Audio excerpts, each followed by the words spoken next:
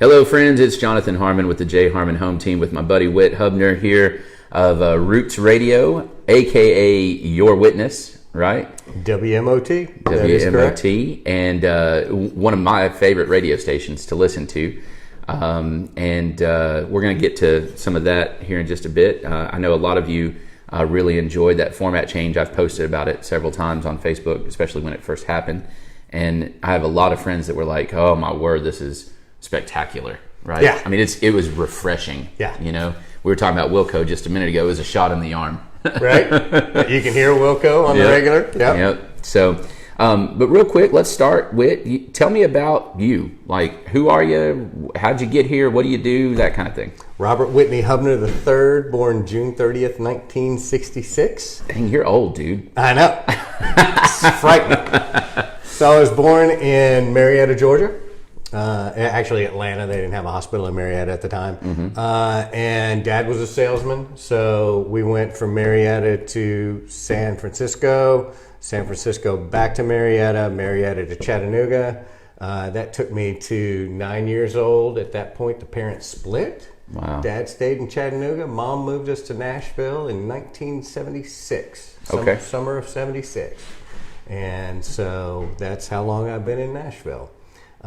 Went through St. Paul's Christian Academy briefly over in Green Hills, and then Bellevue Middle School. Would have gone to Bellevue High School, but they shipped us over to Hillwood. Graduated from Hillwood in '84, and came to Murfreesboro and started the RIM program in 1984. Nice. Had a wonderful, let's call it 8 years of getting through a 4-year degree. I can understand that. Those of you that know me, they're like, oh, yeah, that sounds like Jonathan right there. Yeah. I tell people all the time, I almost got 10-year. Oh, yeah, 10-year. Yeah. Right. Yeah, so those were great times. Got to know a lot of folks. My dream was to be a concert promoter. Mm-hmm. That's why I entered the RIM program. Now, RIM program kind of covered a lot of things, from being an engineer to copyright law to publishing, and a lot of stuff that wasn't quite in my wheelhouse. Sure. But I did end up getting a job working for Philip Austin over at Main Street. So for 5 years of my 8-year tenure at MTSU, I was the talent buyer and bar manager and bartender and et cetera, over at Main Street, which is a 500-seat club here in Murfreesboro. And we did a lot of fun shows back then. So that kind of gave me a taste of it. Throughout all that, I learned that concert promotion is a lot like gambling. You put a lot of money on the table, and you hope that the weather's right, and you pick the right band, you got them for the right price. Cross your fingers, close your eyes. And then people actually show up. So ever since then, I've been an independent promoter. I worked at Starwood for years. Mm-hmm. So I was in the marketing department at Starwood. Yeah, Kathy Armistead was my boss in the marketing department, and learned a lot of that level of concert promotion. Yeah. And marketing. And so, do you remember the grass passes? Oh yeah, the season grass passes. Oh yeah, golly, I miss that place so bad. It's like $130 for 20 concerts. Yeah, the whole season. And the grass seats were the best seats anyway. So it was like, you're not losing anything by not sitting in the plastic. And then seats. if a show didn't sell that well, we'd close the grass and everybody get up underneath the thing anyway. Yeah, good times. And now it's a big freaking hole in the ground. It is. You should sell a house on that property or something. No, they need to bring the concert back. We need to get some money together. If you're watching and you got money, we need Starwood back. Well, I think Bridgestone had a lot to do with that, because they had built Bridgestone, but it hadn't actually started getting a lot of concerts. It's a little bit, I think it's slightly bigger or about the same size. And you don't have to worry about rain. And you don't have to worry about rain. And I think they wanted to focus people downtown. I don't know, man. They wanted to change downtown. There's nothing like a good amphitheater, though. You know. Oh yeah. And look, Ascend Amphitheater is awesome. I love that venue, but Starwood is a little bit bigger. It was not downtown, you know, so you didn't have all the traffic issues and parking that was $4,000 a night, you know. So I don't know, and obviously when things go away, you develop a nostalgia about it, of course, you know. So it kind of I don't know, almost like achieve sainthood, right? Right. Like Saint Starwood, you Right. know. And the reality was, it was kind of gross in there sometimes, and you know. I mean, I could tell you stories. I have my own set, I'm sure, but but it was Starwood. I mean, anyway. Well, and it was also, I mean, for me, most of my tenure there was in the 90s. I mean, I started going to concerts in the 80s and there, 87, 88, I believe my first show was the Volunteer Jam, which had Leonard Skinner reunited for the first time Nice. in a long time. So, yeah, and times were different back then. You know, you could just, you were a little freer to be dumb in those days. Well, there wasn't social media watching you at every Right, time. and that's true. Yeah. Nobody had a camera in your face recording everything you do. So there's that. But so that was a good run. I got married coming out of college after I got my degree in '92. Got married shortly after to a girl that I had dated off and on throughout college, and we were friends going into the wedding, going into the marriage, and we had 13 great years and 2 awesome daughters, Hayden and Rose, and I love them dearly. Hayden had been going to MTSU, but she just got a full ride to Emory down in Atlanta. Good for her. So she got her grades up. She worked real hard, and That's a fantastic school. yeah. So she's excited to be starting Emory next August. And then my oldest daughter Rose works at Dollar General headquarters. So Okay. she's real happy Is doing that, what she's doing. Goodlettsville. Yeah. Yeah. So she's happy. Kids are happy, and their mom and I remain friends after the marriage had its run. And, It happens. we parented together as best we could. You know, not much got by us. Yeah. You know, one would call the other and say, "Hey, are you hearing what I'm hearing?" Yeah. You know. Yeah. So And they learn real quick that they can't pit mom against dad and dad against mom. well, if mom and dad stay friends, then yeah, it's harder on the kids to be able to slide something by. That's right. That's right. But anyway, we were friends going in. We remain friends to this day. So. That's good. That's the way to do it. Yeah, so lots of time in sales. I did computer training with New Horizons, sold that for many years. I sold office coffee services. I actually drove a truck for Mayfield ice cream, and before that, Edie's ice cream, delivering ice cream to grocery stores. Did you and get to convenience keep stores. samples? And I mean, you know, yeah. Oops, Mayfield's- this box broke. Yeah. Can't sell that one. oh man, I think it's their pistachio that I love so much. Oh man, it's good stuff. Anyway, carry Yeah, on. so that was, and that gave me a good feel for Middle Tennessee, driving around to all these convenience stores and stuff sure. like that. And then later on, I worked for a company called Buzz Time.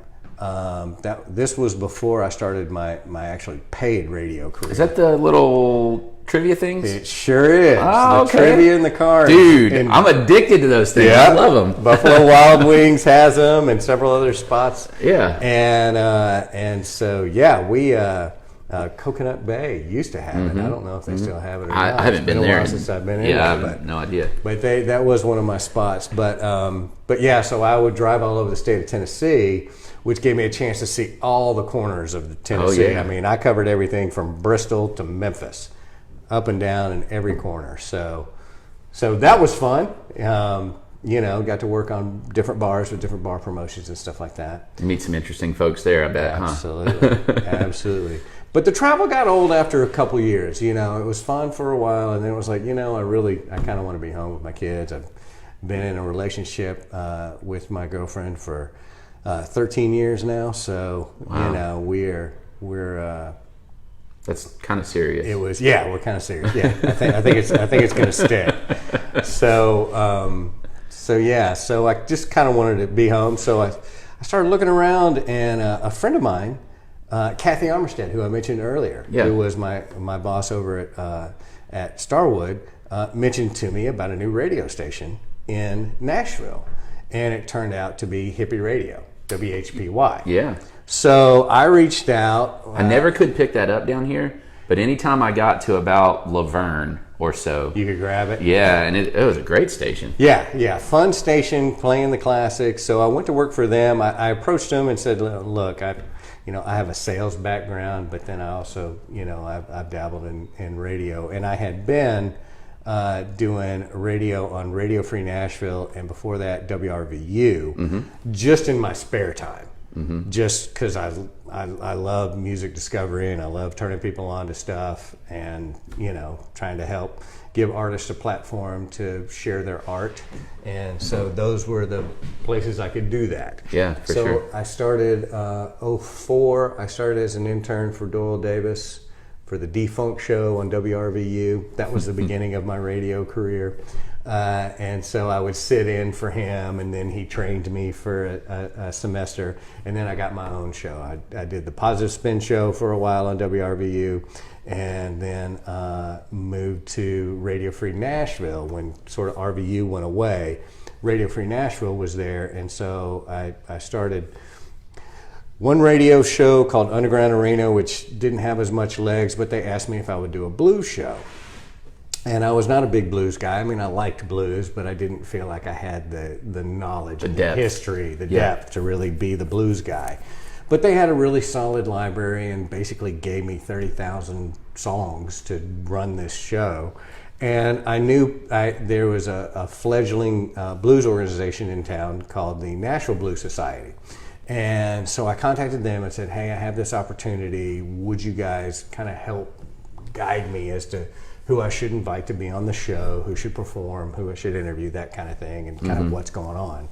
And they were all about it and said, yes, absolutely. So a mile from Radio Free Nashville in Pasco, this is Bellevue area, between Bellevue and Fairview, a dear friend of mine had built a studio called the Omega Lab.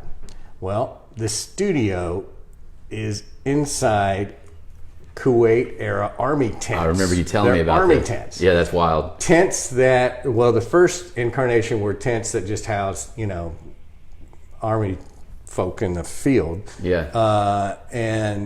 But then when we expanded, I mean, it was a tent that they actually repair Abrams tanks in the field. It was a huge tent. So he built this surround sound. He ended up getting this huge IMAX theater speakers, and ended up doing this huge setup, all surround sound, 7.1 surround, and we ended up recording the radio show in this tent, which was totally bizarre, totally weird. But amazing. We had 250 acts come through over a 5-year period of time. And for a minute there, it was just like one of the coolest things, that a lot of these folks had ever done. And it was Mike Ferris and the McCrary sisters, and there was some names, but there were also some up and comers. It was a mix. Yeah. So, but we had an absolute ball until the land sold, and then we had to part ways. But he's my roommate now was Rob McLean. Was the same guy that ran the studio. So we're currently in an apartment in Bellevue. He's looking to make a move. I'm looking to make a move. That does not fit. No, it's not a fit. Can't put a tent in an all the apartment. tent is in storage, and it's killing him. Oh, I bet. And I hate it for him, and we want it back so bad. I bet he can't breathe. I mean, yeah. honestly, I bet it just feels right. claustrophobic. And he was almost off the grid. We were just a few solar panels away from being completely off the grid. That is awesome. So it was, he ran the entire... We need to find you guys a holler down in Smith County or somewhere like that where you've got a, Yeah. We'll talk. We need a holler. And he got some, his dad passed, and he got some money, but not a ton of money. So he can't go plop, $500,000 on something in Davidson County. Right. Which is what he's got to have, at least 30 acres. And the only thing we've even found close is kind of up in Jolton. Mm-hmm. You can kind of get some acreage still up there. You're still going to be spending some big dough. But it's still big dough. Yeah. And he doesn't have that. Right. So he's kind of in a weird, he needs, somebody that understands the real estate market. I know a guy. I can probably help you out with that and get you guys connected. And I don't know, right. And he's West Side centered, and I grew up in Bellevue as well. So he's kind of looking in that, That's the expensive part, though. Pegram, Kingston Springs, maybe as far as Dixon, Fairview kind of area. But it is really expensive. Now you get way on out, and but you can find some stuff, but then you kind of lose the connection to Nashville. He feels like he needs to have a certain distance from Music Row to still be relevant to the artist. I don't necessarily feel as strongly about it. I think if he was an hour away in any direction, draw a line. As long as you're 1 hour away, I think you're That's good. what I was going to say. I don't fully disagree with him, but I don't fully agree with him either. I think you do have to have proximity, right? Yep. It has to be convenient. Right. But realistically, what is convenient to Nashville right now? Not even in Nashville is convenient to Nashville. Right. That's right. I mean, honestly. Downtown is one of the most inconvenient. Yes. Yeah. So, anybody that comes here, anybody that I think especially if he's able to set up this amazing thing, get a couple of people to come, and then spread the word correctly, it's a destination at that point. Yeah. Yeah. And so people would be willing to. And it was a destination and will be a destination again. I mean, there were schools in town that would bring their students out as class projects. Well, and the best example of that, I mean, you think about the different cave concerts that go on. Absolutely. There's two of them, I guess, right? The Caverns is where Bluegrass Underground lives in Pelham, Tennessee, right? And then Cumberland Caverns continue to do their own thing. So, and those are way more than an hour from Nashville, and they have no issue selling it out. They do not have any issue selling it out at all. So that's the argument. Because it's cool, because it's in a cave, right? I mean, that's cool, right? So now we got to find something that is we need about. So the thing is with a tent is you can't contain the sound. So you need at least probably 30 acres, depending on how the topography plop it is. In the middle. And you need it plopped in the middle, but you still need to have some access to water and solar. Sure. So those are challenges. And the best situation for him is if he can find something that's got like a center block building that's got water and sewer connected to it that he can pull off of to the tent. Not necessarily a house. Some kind of something. But something like that. So, because he lives in the tent full time. That is so awesome. Oh, I know. Dude, I mean, that is just awesome. I know. It's not my dream, but that is a lot of people's dream. It's a cool thing. And if you think about it on the recording process, now, while we can't keep outside noises out, so there have been discussions of having it set up in an urban environment. Well, the problem is you have so much noise in an urban environment that it's hard to keep that out of the tent. Yeah. But if you're out in the rural, frogs and ducks and these kind of things, crickets, that doesn't really affect the. It adds a little ambiance. Exactly. Yeah, that's pretty amazing. Exactly. We got to figure this out because this has to happen. So the library currently lives at the Center for Popular Music over at Middle Tennessee State University. There is some talk of building a podcast of past shows that would sort of revisit, have maybe fresh interviews with the artists and get their take on it. Dude, you gotta once the land is identified. Yeah. And once that's when you need to start that. So we can start talking about the new spot. Yep. It's a good idea. You remember this? We're resurrecting it. Right. Right. Right. So anyway, I think that'd be fantastic. So the tent was Omega Lab, and the show that we did was called Mando Blues. And so we did a lot of stuff under the Mando Blues label. And this was March of 2010 through about 2015 is when we had our run.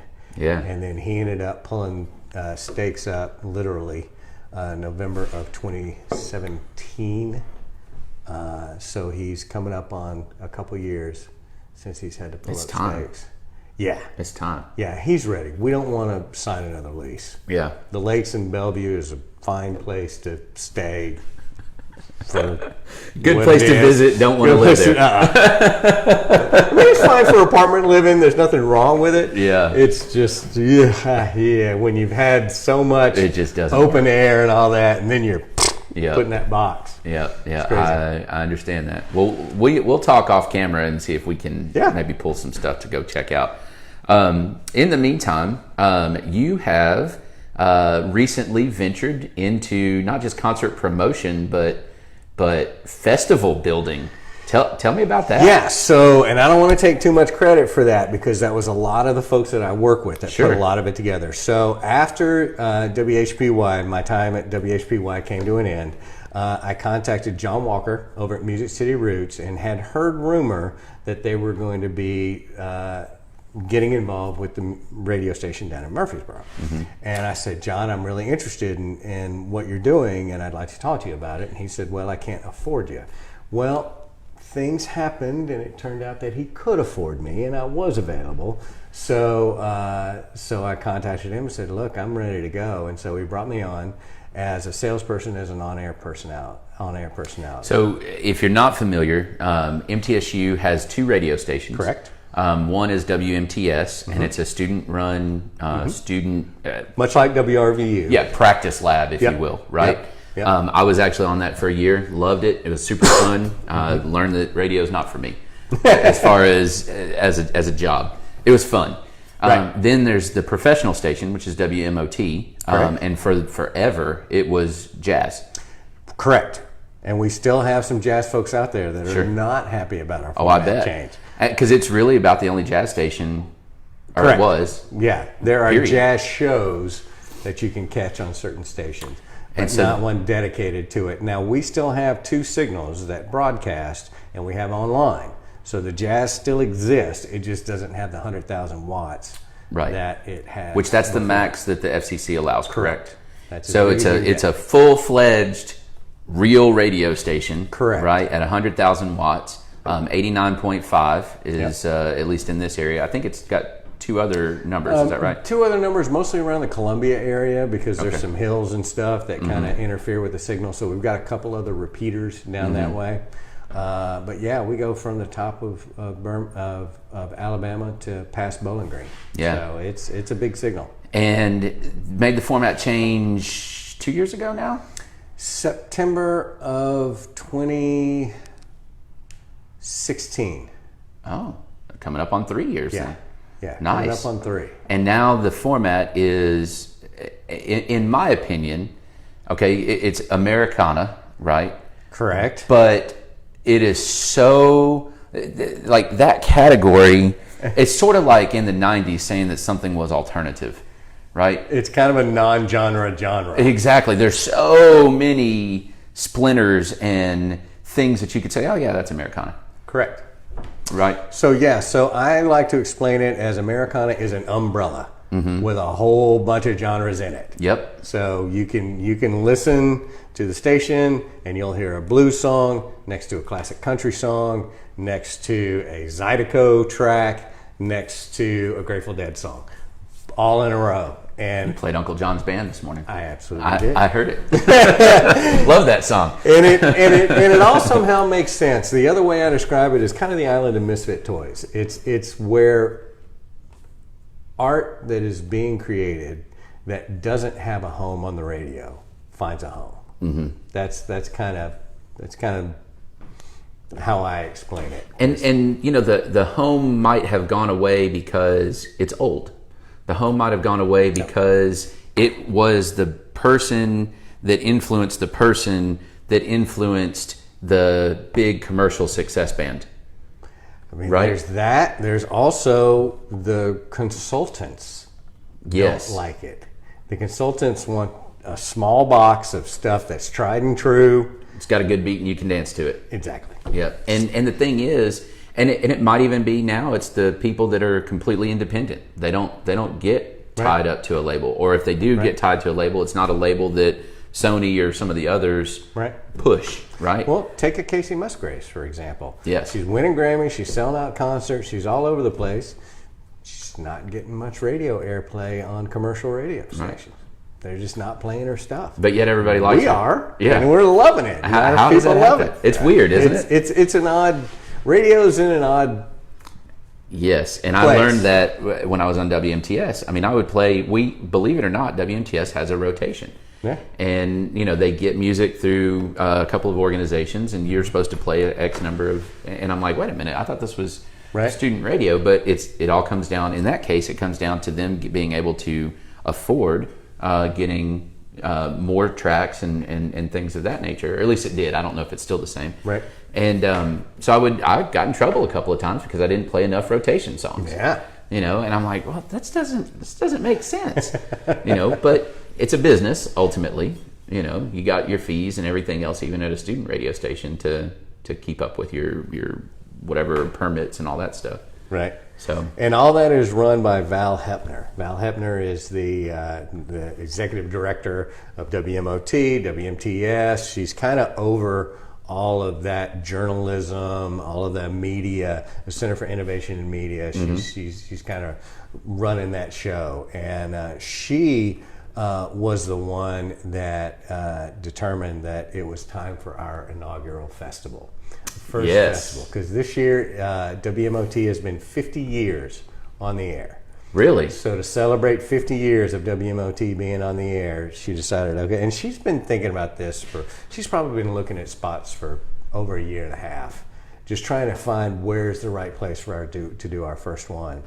And it was, when they first announced it, I was like, there's some great acts, but there's not like this huge marquee act. There's not a Wilco on this bill. There's not a Jason Isbell, right? Yeah. But you've got Rodney Crowell, you've got Delbert McClinton, you've got my goodness, Warren Treaty, you've got some really strong. Those first two. Yeah. 15 years ago.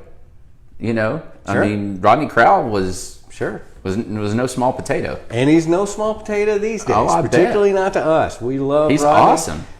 Delbert sells out every time he plays. He's fantastic. So So we were. I was personally really excited about the lineup and the location. The location is a place that I had not spent a lot of time at. I wanted to kind of discover it and have it be in my repertoire as far as places to check out and hang out. And we ended up doing it at Hop Springs. Yeah. They got it going on, brewery. And it's only going to get better. Yeah, Steel Barrel is they're brewing some fine beers out there. Yes, they are. And the facility was actually I was very impressed with the whole operation. They seem to really kind of have their act together. And it's cool because that's Steel Barrel's tied in with MTSU as well through fermentation sciences. Correct. They've got lab space out there, and they kind of collaborate with that. So, to me that, and especially with the space that they have, and what they're going to do with that in the future. Right. Dude, that place is going to be amazing. It is, and we're excited to be in this early with those guys. All reports are that it was successful at first festival. Usually festivals take 3, 4, 5 years to really kind of catch on, and we got a real strong start. We hit all the numbers we had hoped we would hit. We didn't blow it out. It was one of those festivals where you could still. There weren't 1,000 lines for the porta-johns. There weren't a lot of porta-johns. They weren't that needed. Yeah. I think it was 600 was like our high point. Was the number of people. That's great. And it still had a festival atmosphere, big stage, big sound, sounded great, but you could still get around. You could still talk to people. You could still dance if you wanted to dance. You didn't have to smell people if you didn't. Correct. You weren't in somebody's armpit the entire time. Yeah, and so it was one of my favorite festival experiences I've had. I hate that I missed it. So I had already been committed to another event in Smyrna that evening, but then when you and I talked about it, I was like, oh my gosh, how do I get out of this? Because I so badly want to go. But I'm really glad. We have a mutual friend, Bobby Turman, the hungry hippie. Yep. And he made it out there, and he texted me when he got out there, and he goes, basically, wish you were here, but you're really missing it, is essentially what he said. Just rubbed it in a I little know. bit. I was like, you turd. But Well, no, it was fun, and I think nobody really knew what to expect. Sure, it'd never been done before. Yeah, some people had been to Hot Springs before, but not. This was different. Hot Springs was, the stage, big area, kind of set aside outside. The weather was perfect. Mm-hmm. We just got really lucked out on the weather, and everybody brought their chairs and blankets and just had, I mean, good music, good beer, yeah. good weather. Yeah. It's a good day. Yeah, the vendors seemed to be real happy with the turnout. You know, there weren't too many, so that they weren't, you know, dead. They were still talking and had they got the activity, a good amount of yep. attention. Yeah. Yep. So yeah, all in all, it was very successful, and we are, you know, there's already plans for next year. That's where I was going. So it is going to happen next year. It is going to happen next year. Any nuggets you can throw out? It's a little early for nuggets. So. Any wish list nuggets? Wish list. Well, I will tell you, I would love for War and Treaty to come back. Okay. They have been surprising people. Every time I go and see them, the people around me that don't know who they are blown away. Wow. Yeah, they are. It's a husband and wife team, and it's soul, and it's roots, and it's rock, and it's kind of a combination of. But their passion for each other is so apparent, and the love just flows from the stage when they're doing their thing. And they ended up being the closing artist on Friday night, and you know. I would say, I mean, they've heard, a lot of the folks that were there had heard them on the station, but a lot of folks had not seen them before. Yeah. And I mean, everybody walking out of there was like, wow. That's awesome. Yeah, it was a strong performance for them. So I'd love to see them back. Other than that, I mean, there's such a wide, I mean, the thing is, a commercial radio station might have, I mean, they might regularly play 100 songs. Mm-hmm. They might have 500 in the library at any given time.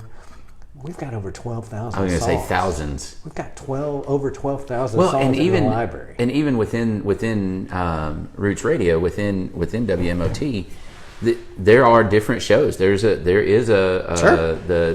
funk show. There's a Bel Air Drive on Friday nights. Electric Western on Friday nights. The 50s and 60s girl groups and doo-wop. Yeah. It's amazing. World Cafe comes on at 10 o'clock Sunday through Thursday. So yeah, it's a variety of stuff. We're an NPR affiliate. Mm-hmm. So in the mornings and the afternoons, you'll catch a bit of world news from NPR. Right. We are a non-commercial radio station. Right. So in our commercials will never be longer than 30 seconds, and they aren't telling you what to do. They're just sharing information with you. Right. Which is different from telling you what you should do. It's different from trying to convince you that something is the greatest or the best or whatever. We don't do that. We provide information. So if you were ever at some point a sponsor of the station, I wouldn't go on and say that you are the best realtor or the number one realtor. The FCC doesn't like it, and it has no basis in fact necessarily. Right. You could be number one in a lot of things. You could be the number one realtor in Murfreesboro. I don't know, but what I can share with them is what you do to help people. I can tell your story. Yes. So that's and you know, really, if you think about it, that's what people connect to anyway. Of course. You know. Well, and most people that are hearing our commercials, a lot of times don't even realize they're listening to a commercial. Yeah. It's just a DJ sharing information with them, and one or two commercials at a stop break, not 12 or 13. Right. So and the music, and we don't even call them commercials. They're underwriting spots. They're exactly. Basically, these are the businesses that are supporting us, and so we're going to tell their story. And that's what I'm tasked to do when I'm not doing the morning show and not doing Finally Fridays on Friday. The rest of my time is spent working with people that want to get their stories out. Mostly what I do is working with concert promoters, but that's certainly not limited to that. So if you're a small business owner, especially here in Murfreesboro or Smyrna, Middleton, let's say Rutherford County and surrounding, absolutely, right? Because you guys have a pretty big presence in Nashville event-wise and that as well. We do, but I will say our strongest listenership is in Murfreesboro. Sure. We are a Murfreesboro radio station. I mean, we cover a lot more than Murfreesboro, and we've got fans. I mean, when I do the ticket giveaways, I get calls from Mount Juliet and Hendersonville and Goodlettsville and Dixon and all kinds of places I get calls from. Ridgetop, get a lot of calls from Ridgetop. I don't even know where that is. We're hot in Ridgetop. I think it's headed up towards Springfield. But It's but the biggest core is Murfreesboro. It's an MTSU station, and so it just makes sense that the most people listening are in Rutherford County. And so if you are a small business, it really makes a lot of sense to look at Middle Tennessee State University and WMOT as a place to get the word out for what you're doing, because I mean it's a really concentrated. You've got typically, you've got folks that are open to new things, or open to try new things. They're in the discovery process musically by listening to us anyway. Yeah. Well, and they're not just, how do I say this? They're not your typical person that just goes with whatever is commercial, right? And so musically, but then also potentially, hopefully, right, business-wise, right? They see the value of the small business. They see the independent. Sure. They, I don't know, and we're stereotyping, of course, but I think those stereotypes are appropriate in this situation. I think we have an entrepreneurial spirit as a radio station. Yes. So it fits well with entrepreneurs, people that are, we're understaffed, and everybody wears a bunch of hats, and everybody's rowing in the same direction, trying to get to the same goals. Yeah. Much like every small business owner, I That's imagine, in town. So I love it. Well, it's a fantastic station. All right, so got to ask this one. This is a tough question. Okay. You ready? Top 5 favorite bands of all time. Well, my all-time favorite band was Pink Floyd growing up, and so if I have to pick a number one, it's them. The Grateful Dead is in there. Yeah. I've seen more Grateful Dead concerts than anybody else. I had a run in the 90s when I went to an awful lot of Grateful Dead shows. And then it gets kind of mixed. I was a heavy metal kid, so AC/DC's in there. And Rush is in there. I was a prog guy. Oh man, so Rush is in there. And top 5. Whew. I got 4. You got 4. Come on. Who's going to be my 5th? So many possibilities.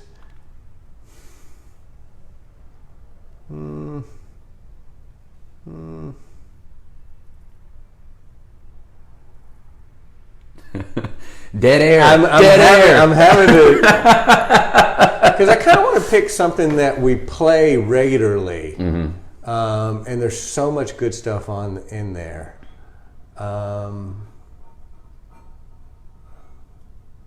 Yeah, I'm gonna have to go Willie Nelson. Ah, right on. Yeah, I'm gonna go Did you go to the Friends show? The Willie and Friends, when Yeah. everybody came out for him for his birthday? I did not. Man, but I know a lot of alive. people that did. Jessie Scott got the invitation, and she was telling me all about it. It was phenomenal. Yeah. I mean, it was. I would have paid triple what I Yeah. paid for tickets. It was worth it that much. Yeah. Yeah, Willie's strong, and I almost everything he puts out now, I just love. Have you heard his son? So good. Yeah, Lucas, absolutely. What in the world? It's him again. Yep. I mean, Yep. And then I believe his niece is Raylan Nelson. She's great too. I don't know her. There's a lot in the Nelson family that are yeah, kicking butt. it's good stuff. Yeah, absolutely. All right, Bobby Turman says Uriah Heep, Pink Floyd, Kiss, Jethro Tull, and Led Zeppelin. I think I know what genre he likes. Yes. Uriah Heep, is that Easy Living? Is that their It is. Yeah, yeah. And I saw them perform that when they opened for Judas Priest at Municipal Auditorium Wow. just a few months ago. Wow, what a show. So yeah, I got the rocker side of me from my days. And that was, we were talking about old venues in Municipal Nashville. was great. I mean, the sound in there is 9 times out of 10 god awful. Mm-hmm. They've gotten better because sound technology has gotten better. But all my early concerts were there. I have so many great memories from there that if they tore that down, It'd be sad. I mean, it made me sad when Starwood went away, for sure. But my first shows weren't Starwood shows. My first shows were Municipal Auditorium. You know what I've always noticed about Municipal, and you're right, the sound, it reverberates. I mean, it's just It just is what it is. Yeah, but because of the way it's shaped and the way that the seating is in there, and I don't get into this too much, but it seems like every show I've ever seen there, it just bottles up the energy, right? So you just feel everybody else a little bit more in there. You know what I mean? Yeah. I've seen Smashing Pumpkins there. I've seen Rage Against the Machine, believe it or not, there. You want to talk about a ball of energy. That was craziness. I've seen ZZ Top there. Sure. I mean, I've seen several different bands. And all right, this is really embarrassing, but I'm going to say it anyway, okay? I saw the Wiggles there, which is a kids band, right? Sure. And my son... I'm familiar with the Wiggles. My son loved the Wiggles. Sure. I'm telling you what, man. It was fantastic. It was a great show. And again, all that energy, right? Yeah. And the kids were... I mean, it was a fantastic show for a little kid concert. Yeah. So it's a good spot. Yeah. I think of War Memorial kind of the same way, you know? Love War Memorial. Miss the Tennessee Theater. That's where I saw my first concert. I've never seen a show there. Tennessee Theater, yeah. Not the one in Knoxville, the one that used to be in Nashville. It was a parking lot until recently, and then they since put some Enormo glass and steel structure on there. Fifth and Church is where the Tennessee Theater was. Gotcha. Yeah. Progress, right? Absolutely. Something like that, anyway. Yeah. Cheap Trick on the Dream Police tour. Oh, not that man. you asked, but that was what started the whole thing. That's when my whole life really has been around supporting the art of music. I fell in love with that as an art form early on, and it just has never left me. Yeah. And I do a lot of things, but that's always kind of been the base that I work from. And you know what's cool about music? I'm not a musician, okay? Like Neither am I. this table has more rhythm than I will ever have in my life. Like I've taken guitar lessons. There's a guitar sitting over there, and I'm just flat terrible at it. Right. I can't sing, Right. and I mean, honest to God, I can't even go to church and like clap and sing at the same time. I get off beat every time. Right. I just do not have that It's not your predisposition. thing. But I have a soundtrack to my life, and it is rare that you will ever walk into my home or get in the car with me where there's not some kind of music going. Right. I mean, I always have music on, more than I watch television, more than I do anything else. Mm-hmm. And it just, like, I'm able to tie things to music a lot of times. Right. Yeah. Memories, whatever, remembering people's names, just whatever. And it's, I don't know, like, it's just, it is truly, in my opinion, it's my favorite form of expression. Yeah. Well, the music industry needs people who aren't musicians. They need people who just love the art, and want to support it and want it to be a part of their life. So, you got to have people like us. There you go. Yep. There you go. Yep. Whit, this has been a blast, dude. It has been. You are, Bobby introduced us, and we've talked several times since then, and you're really interesting, but you're not like, oh, he's so interesting, where like that's all you are. Like, you actually have substance, and you actually like you're a good dude. So Murfreesboro is a better place because of what you're doing, and I appreciate that, and I hope that everybody that sees this checks out Roots Radio. What time is your show? I start at 6 o'clock in the morning, run till 10 Monday through Thursday, and then on Friday I cut off at 9 because I have to get to Finally Fridays, which kicks off at noon. And where is it now? Finally Fridays is at 3rd and Lindsley. Okay. And it's 3 to 4 Americana acts showcasing during 2 hours during lunchtime on Friday. I got to make it up there for that sometime. Oh yeah, it's fun. That was that the thing that used to be at Family Wash? It was at Family Wash, and then it was at Nashville Palace, and then it's now at 3rd and Lindsley. Cool. So it's kind of bopped around. Yeah. But I got one more thing I got to tell you about. Yeah. Another thing that is a part of my world that people that know me know about. I am a professional air guitarist. What? Yep. I compete on the air guitar circuit, and I am one of the local pros here in Nashville. I had no idea there was even such a thing. Yep. That's amazing. So I have been hosting the Nashville competition for 3 years. I started 5 years ago on kind of a dare.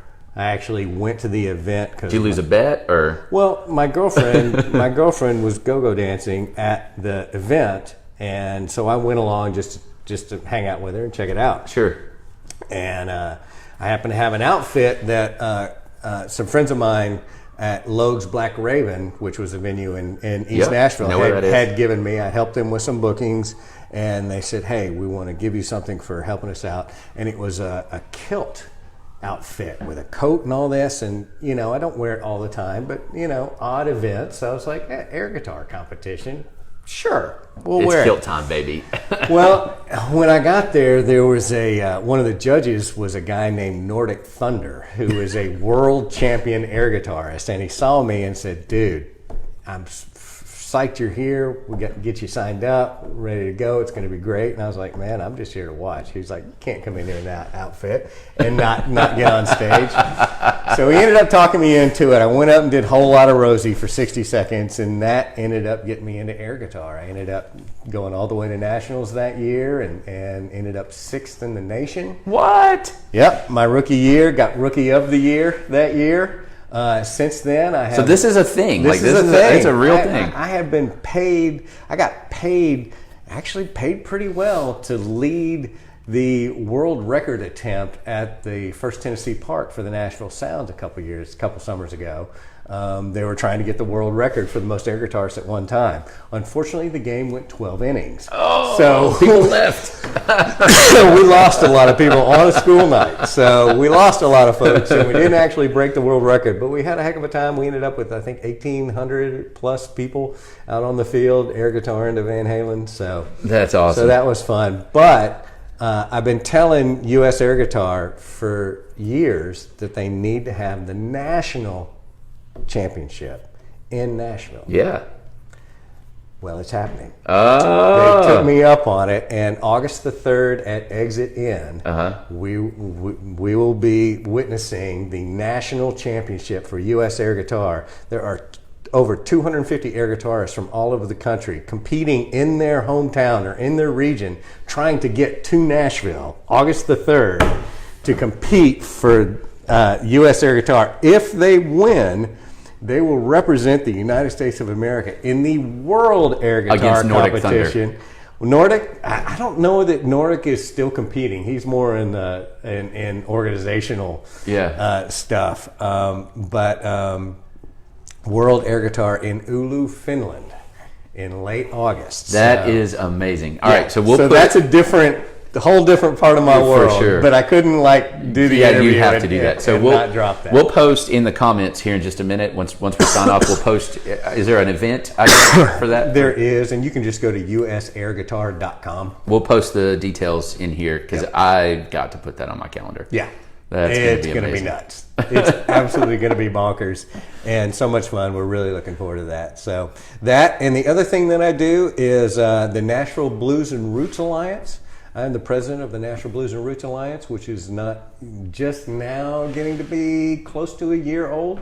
And we are going to be sponsoring an act in the International Blues Challenge in Memphis next year. Nice. So coming up real soon, we'll be announcing where blues artists, solo duo or full band, will be able to come. I think it's going to be at Douglas Corner, and they'll be able to come and compete for a slot at the International Blues Challenge in Memphis in January. We'll put your contact info in there as well if somebody's interested. There's that thing. Yeah. So there's a lot of stuff. You're a man of many hats and many talents, huh? Yeah. I love it. Well, Whit, I appreciate you, man. Jonathan, cheers to you. Thanks for the Joe. Yes, sir. And thanks for the friendship. My pleasure. Hey, this is Jonathan Harmon with the J Harmon Home Team, and my buddy Whit Hubner here with Roots Radio, and a world, or at least nationally renowned air guitarist. I had no idea. That's outstanding.